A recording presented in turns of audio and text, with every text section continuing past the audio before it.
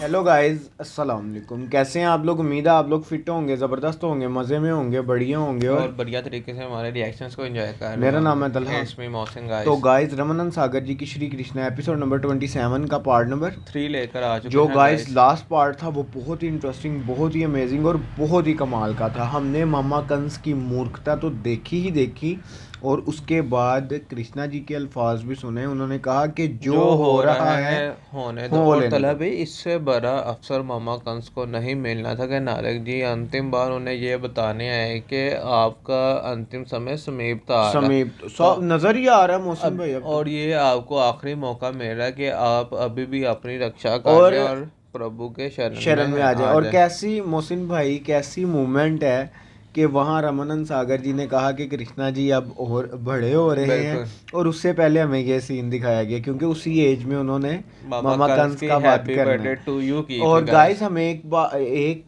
चीज़ की समझ नहीं आई कि वो जो लास्ट में आए थे देवकी जी और वासुदेव वासुदेव जी जी के को पास खाना खाना परोसने जो आ परोसने, रहे वो हैं वो कौन है? कौन है। वो हमें इस एपिसोड में पता चलेगा, तो उम्मीद गाइस है। वो जानने के लिए चलते हैं वीडियो की तरफ और देते हैं reaction. Guys let's see what happen next. Next.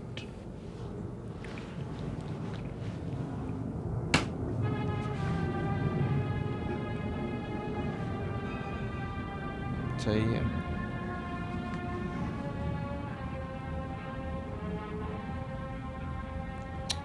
ओए ओए ओए ओए।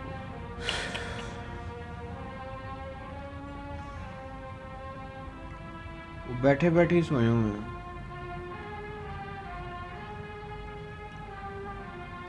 आप देखेंगे उन्होंने अपना पहला सारा जीवन भी कारागार में व्यतीत किया और जब उन्हें सूचना मिली कृष्ण जी की, उन्होंने दोबारा देवकी और वासुदेव को कुमार और देवी के श्री चरणों में सेवक का प्रणाम स्वीकार करें।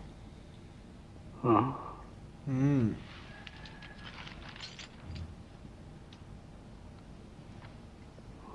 जोहार कुमार। ओ। अक्रूर जी। क्रूर।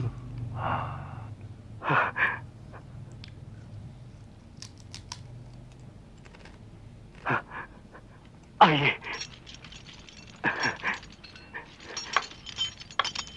मगर अक्रूर जी, आपका आपका इस तरह खतरे में है?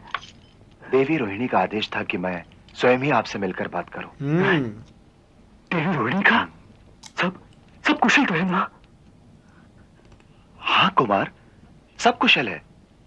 फिर बात क्या है? देवी रोहिणी कुमार बलराम के बारे में चिंतित है। कुमार बलराम के लिए किस बात की चिंता? उनकी विद्या की।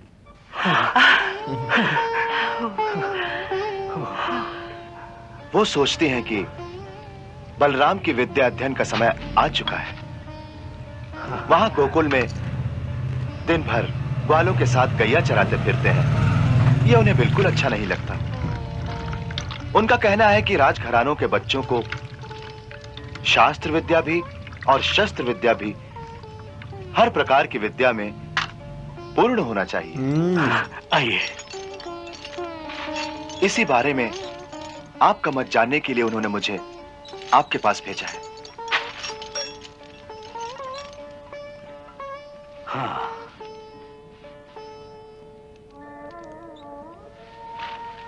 ये समस्या तो है,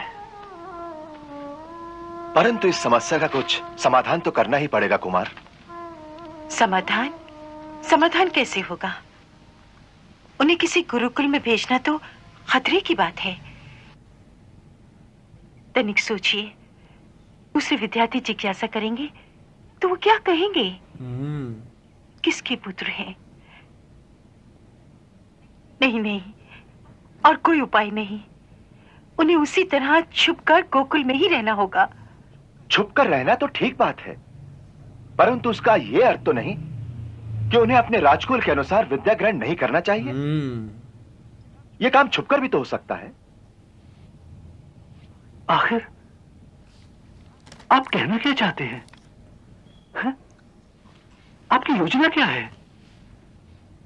कुमार, मैं देवी रोहिणी के विचारों से सहमत हूं। केवल मैं ही नहीं, वृषनिवंश के बाकी सरदार भी इस बात से सहमत हैं कि हमें कुमार बलराम को गोकुल से चुपचाप निकालकर किसी गुप्त स्थान में ले जाना चाहिए, जहां उन्हें शास्त्र विद्या से लेकर शस्त्र विद्या तक हर प्रकार की विद्या में पारंगत कर दिया जाए। वहां उन्हें राजनीति की शिक्षा भी दी जाएगी।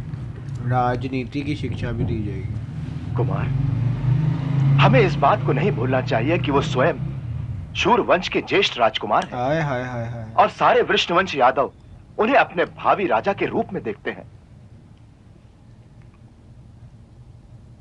उन्हें अपने राजा के रूप में देखते। उन्हीं के बड़ा होने की प्रतीक्षा में हम कंस के अत्याचारों को अब तक चुपचाप सहते चले आ रहे हैं। इस अवसर का लाभ उठाकर कंस एक एक करके हमारे सरदारों को मारता जा रहा है। आखिर एक दिन तो हमें कंस के साथ युद्ध में लोहा लेना ही पड़ेगा। उस समय शूर वंश की पताका लेकर हम सबका नेतृत्व कौन करेगा? महाराज शूरसेन तो राजनीति को त्याग कर प्रभु भक्ति में लीन हो गए हैं, और आप अपने वचनों से बंधे इस बंदी गृह से भागने को तैयार नहीं। ऐसी अवस्था में एक वही तो है जिसे देखकर सारे वृषणवंशी यादव एक झंडे तले एकत्रित होकर युद्ध भूमि में कूद पड़ेंगे।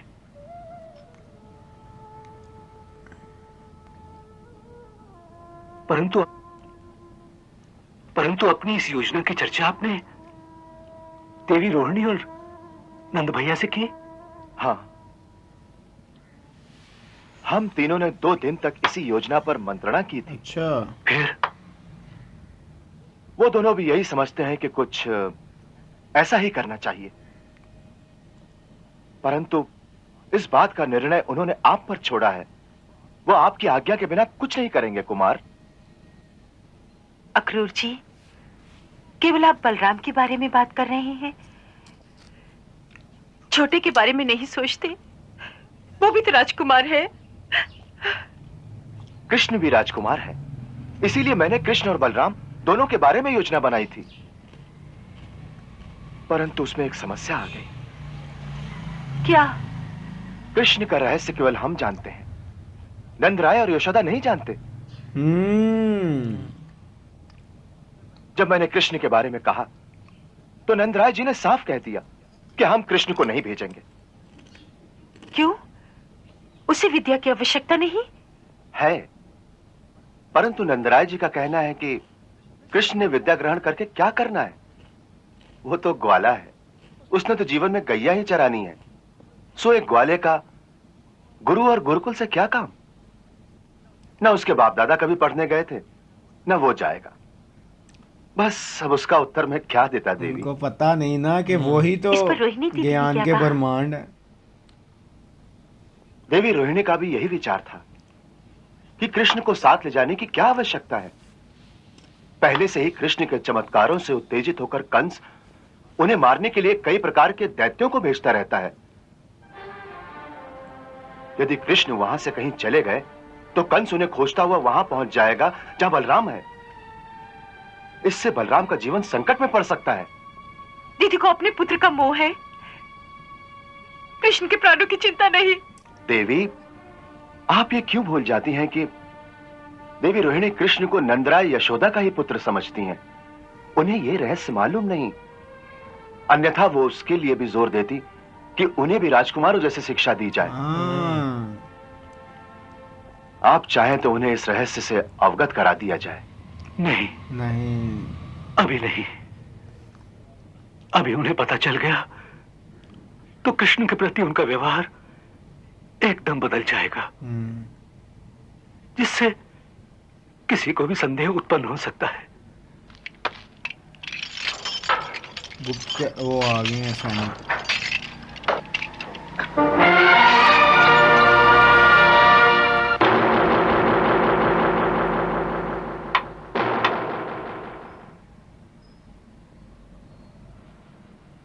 आज इतनी देर क्यों हुई? जल्दी करो।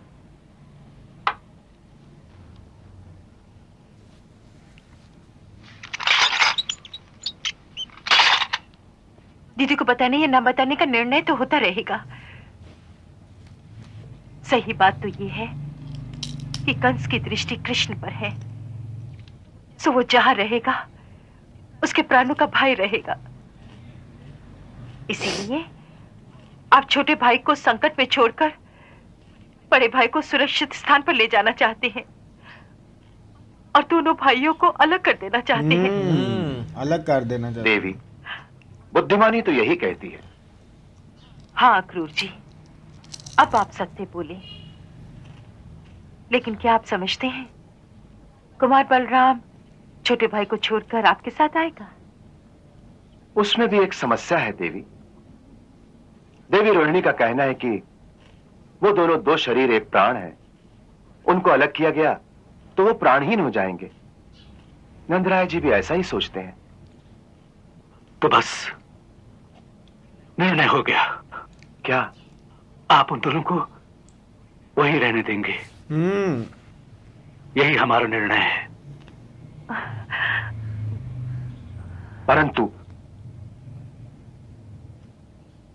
आप ऐसे शिक्षक नियुक्त करें जो वहीं वृंदावन में रहकर गुप्त रूप से उन दोनों को शिक्षा दे चोरी चोरी तो शस्त्र का अभ्यास कराएं। तो गाइस यहाँ खत्म हुआ ये पार्ट कब खत्म हो गया पता ही नहीं चला कि इतनी इंटरेस्टिंग बात चल रही थी। आप देखें ना तलहा भाई के इस एपिसोड के स्टार्ट में जो हमारा क्वेश्चन था कि जो अभी वासुदेव जी हमें जो खाना लेकर आए हैं ये वासुदेव कौन है, और फिर हमें ये पता चला ये कौन है, और उन्होंने देवी रोहिणी जी ने भेजा था तनूर जी इस समस्या का हल ढूंढने के लिए कि अब बलराम जी उस एज में आ चुके हैं कि उन्हें शिक्षा दी जाए, ज्ञान दिया जाए, और उन्हें शस्त्र भी और क्योंकि वो कहते हैं कि सारे जो गोकुल वासी हैं और जितने भी वृंदावन वाले हैं वो ये सोचते हैं और उनमें कुमार जो बलराम जी हैं उनमें अपने राजा को देखते हैं कि जब हम इकट्ठे होंगे कल को और मामा कंस के खिलाफ खड़े होंगे तो हमारा जो होगा सेना नायक वो कौन होगा हमें गाइड करने वाला। तो वो बलराम जी में उनको देखते हैं। तो अब उनकी ऐसी उम्र हो चुकी है और वैसे भी वो एक राजा के बेटे हैं, पुत्र है, मतलब कि राज परिवार से हैं। उनका ये हक है ये शिक्षा लेने का कि वो ये सारी शिक्षा ग्रहण करें, जो कि राजनीति की शिक्षा, जो कि अस्त्र शस्त्र की शिक्षा और जैसे जो नॉर्मल शिक्षा होती है ज्ञान के लिए। और साथ उन्होंने समस्या भी तो बताई ना तलहा भाई के जो उन्होंने बताया कि नंद राय जी हैं वो कृष्णा जी को नहीं भेजना चाहते उनके साथ कि वो हम तो एक साधारण गवाले हैं और ना हमारे पूर्वजों में से कोई शिक्षा प्राप्त करने के लिए गया और कोई, क्योंकि उन्हें रहस्य के बारे में नहीं पता कि ये भी वासुदेव जी के ही छोटे पुत्र हैं। और जो देवकी जी हैं वो कहती कि क्या रोहिणी जी अपने पुत्र के बारे में सोच रही हैं। तो उन्होंने कहा कि ये दोनों कुमार दोनों मेरे पुत्र एक दूसरे से क्या अलग हो पाएंगे। तो देन उन्होंने कहा कि हाँ ये बात तो है कि रोहिणी जी भी ये मानती हैं कि ये दो जिस्म एक जान है, इनको अलग किया गया तो ये जीवन ही व्यर्थ हो जाएंगे। तो फिर उन्होंने वासुदेव जी ने निर्णय किया कि ये वृंदावन में ही रहेंगे और वहीं उनके लिए कोई मींस के टीचर ढूंढा जाए जो उनको समय समय पे सारी शिक्षाएं दे।